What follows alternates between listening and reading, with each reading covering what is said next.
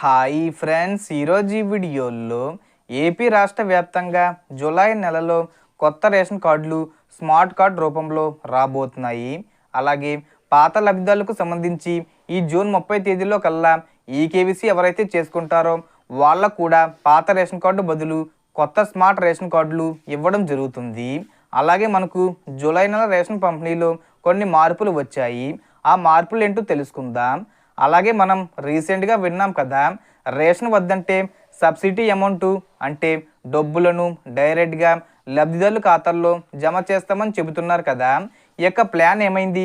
అలాగే మనకు ఈ నెల 26వ తేదీ నుండి వీరికి రేషన్ ముందే ఇవ్వడం జరుగుతుంది. అంటే 1వ తేదీ నుండి కాకుండా ఈ జూన్ 26 నుండి పంపిణీ చేస్తారనమాట. ఇది ఎవరికి ఏంటి? సో దానికి సంబంధించిన పూర్తి ఇన్ఫర్మేషన్ ఈ వీడియోలో తెలుసుకుందాం. సో రేషన్ రావాలంటే ముఖ్యంగా అందరూ కూడా ఈ జూన్ 30 తేదీ లోపు ఈకేవీసీ కంప్లీట్ చేసుకోవాలి. ఎవరైతే ఇంకా ఈకేవీసీ పూర్తి చేసుకోలేదో వెంటనే వెళ్ళి చేసుకోండి. సో మీకు ప్రభుత్వ పథకాలు రావాలన్నా, రేషన్ రావాలన్నా మీకు ఈకేవీసీ అనేది ఉండాలి. అలాగే నెక్స్ట్ చూసుకుంటే కొత్త స్మార్ట్ రేషన్ కార్డులు ఎప్పుడు ఇస్తారంటే దాదాపు 15 లక్షల మంది వరకు కొత్త రేషన్ కార్డులకు అప్లై చేసుకున్నారు. అంటే స్పిల్టు, డిలీటు ఇలా చాలామంది కొత్త రేషన్ కార్డులకు అప్లై చేసుకున్నారనమాట. వాళ్ళందరికీ సంబంధించి వచ్చే జూలై నెలలో ఈ యొక్క రేషన్ పంపిణీతో పాటు కార్డులు కూడా ఇస్తామని చెబుతున్నారు. అంటే గ్రామవార్డు సచివాలయం వారీగా సర్వే నిర్వహించి అర్హులైనటువంటి వారికి క్యూఆర్ కోడ్లతో కూడినటువంటి కొత్త స్మార్ట్ రేషన్ కార్డులను అందించనున్నారు. కొత్త దరఖాస్తులకు ఇచ్చేటటువంటి ఈ కార్డులు ఈకేవీసీ ప్రక్రియ పూర్తి చేసి అందజేస్తారు. మరోవైపు ఆంధ్రప్రదేశ్ రాష్ట్ర వ్యాప్తంగా ఉన్నటువంటి బోగస్ రేషన్ కార్డులపై ప్రభుత్వం దృష్టి సారించింది. ఇప్పటికీ కూడా ఎవరికైనా రేషన్ కార్డుకి సంబంధించి ఏమైనా అప్లై చేసుకోవాలి, డిలీట్ చేసుకోవాలి, యాడ్ చేసుకోవాలి ఇలా ఏమైనా ఉంటే వెళ్ళి చేసుకోవచ్చు. దీనికి చివరి తేదీ అని ఏం చెప్పలేదు. ఎప్పటి వరకు అయినా కూడా అప్లై చేసుకోవచ్చు.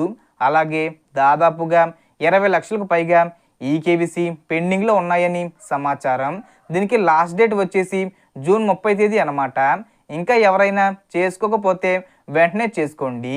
ఒకవేళ మిస్ అయితే అంటే మీరు ఈకేవీసీ కంప్లీట్ చేసుకోకపోతే మీకు రేషన్ కార్డు ఆగిపోతుంది. అలాగే పథకాలకు సంబంధించిన డబ్బులు ఏమీ కూడా మీకు రావు. అలాగే పాత రేషన్ కార్డుల స్థానంలో కొత్త రేషన్ కార్డులు కూడా జూలై నెలలో పంపిణీ చేస్తారు.